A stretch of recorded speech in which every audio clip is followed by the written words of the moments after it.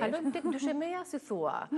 Sepse te dyshemeja na, si themi ne, kur është shumë vap dhe ne kemi filluar ta pastrojmë, ta lajmë dyshemen nga vetë nxehtësia që ajo ka nga vapa, nga temperatura, krijon atë avullin që ne nuk e shohim, por që ndikon tek ambienti. Kur duhet larë dyshemeja tani në verë, edhe si ta pastrojmë. Marrim dy rastet, kur kemi dyshemen me pllaka dhe me parket. Tani, me pllaka është kollaj fare. Sepse plaka janë vetë ftohta. Mbas më plaka në shtëpinë apo jo? Mbas më freskët. Dhe mund të lahet sa herë të duash, domethënë. Sidomos në zonat ku kalohet më shpesh, ku ka trafik. Siç është ambienti ngrënies, si kuzhinës. Po edhe i ndenjës mund të vesh një, nuk mund të lihet shtëpia pa tapet apo qilim. Dhe sigurisht që... Megjithëse shumica zgjedhin që tani në verë mos shtrojnë asnjë gjë aty, duket sikur është diçka e tepër. Për mendimin tim duhet një qilim.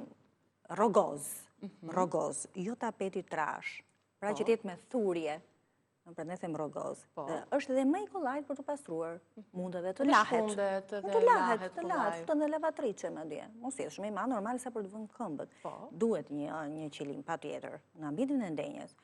Por dhe të kuzhinës, flasim për parketin, se plakat nuk kanë në një gjë, din të gjithë, ve një shtupe dhe e freskon. Kurse parketi është më delikat. Është shumë më delikat dhe kalbe direkt, në qoftë se lahet shpesh. Më mirë të vihet fshese me korrent shpesh.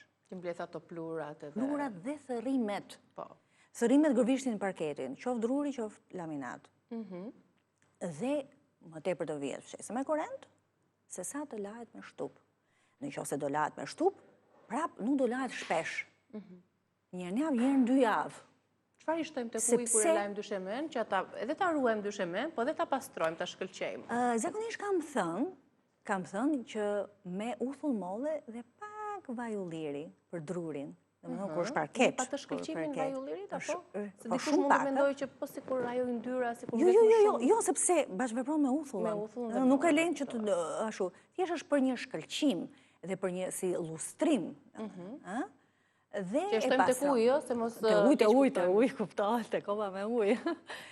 Dhe, prap kjo gjë insistoj këmë ngull që nuk duhet shpesh. Disa përdorin ujë të nxehtë për larjen e dyshemenit që pastron më mirë. Të ngrohtë, të vakët.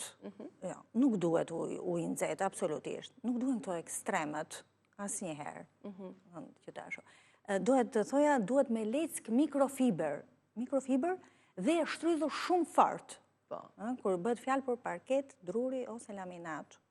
Për të ruajtur atë më... Kalbet me njerë. Dhe si kuptojmë ne që është prishur, ai kërcet kur ecën, ndahen ato fryet, ngrihet. Edhe ndahen shufrat në njëra tjetra. Në ndarjet e parketit, të pjesëve të parketit, ajo fryet. Dhe qahet. Kur është më mirë pastrimi, në mëngjes, pas dite? Varet se tash janë të gjithë nëse ti bën këtë pastrimin e dyshemes përpara gjumit, ndikon tek alergjitë e fëmijës, tek alergjitë të rriturve. Siç kam thënë dhe për rregullimin e kuzhinës, sistemimin, gjitha në përvendin e ashtu që nesër në mëngjes mos shohësh sikur ka rënë bombat. Zisi nga t'ja fillosh më përpara me sistemimin dhe larjen. Larja e enëve pastaj është e tmeshme, sepse edhe mikroorganizmat, bakteret tani zhvillohen edhe më shumë nga nxehtësia. Gjithë natën kanë ndenjur aty dhe duhet patjetër.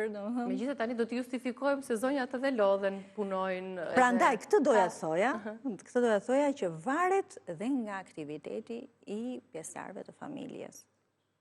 Sepse mund të mos kenë fuqi natën. Kështu që çojnë nesër mëngjes dhe i bëjnë.